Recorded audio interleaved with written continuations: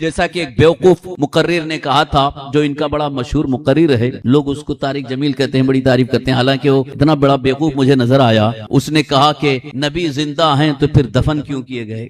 یہ تقریر میں کہا نبی زندہ ہیں تو علماء اہل سنت کہتے ہیں نبی زندہ ہیں، تو وہ کہتا نبی زندہ ہیں تو دفن کیوں کیے گئے؟ دفن کیوں کیے گئے؟ اور پھر صحابہ کو غم ہوا، صحابہ کو غم کیوں ہوا؟ حضرت فاطمہ زہرا کو غم ہوا، سب کو صدمہ ہوا، زندہ ہیں تو پھر غم کیوں ہوا؟ یہ بیوقوفی والی بات کر رہا ہے۔ یعنی تم نے زندہ ہونے کا مطلب یہ سمجھا ہے کہ ان کو دفن نہ کیا جائے۔ اب میں آپ سے پوچھنا چاہتا ہوں کہ زندہ ہوں دفن نہیں کیا جائے، اس کا مطلب یہ ہے کہ اللہ تعالیٰ نے جو شہیدوں کے بارے میں فرمایا ہے، اللہ تعالیٰ کا فرمان ہے سورہ بقرہ میں، آپ بار بار پڑھو، اللہ تعالیٰ فرما رہا ہے وَلَا تَقُولُوا لِمَنْ يُقْتَلُ فِي سَبِيلِ اللَّهِ أَمْوَاتٌ، جو اللہ کی راہ میں شہید ہوئے انہیں مردہ نہ کہو۔ آگے ارشاد فرمایا بل احیاء، بلکہ وہ زندہ ہیں، وَلَٰكِن لَا تَشْعُرُونَ، لیکن تم کو شعور نہیں ہے، تم سمجھ نہیں سکتے۔ اب میں پوچھنا چاہتا ہوں شہیدوں کو اللہ نے کیا فرمایا؟ مردہ نہ کہو بلکہ وہ زندہ ہیں۔ اب پوچھو شہیدوں کو دفن کیا گیا کہ نہیں؟ حضرت امام حسین رضی اللہ عنہ دفن کیے گئے، حضرت سیدنا امیر حمزہ رضی اللہ عنہ شہید تھے،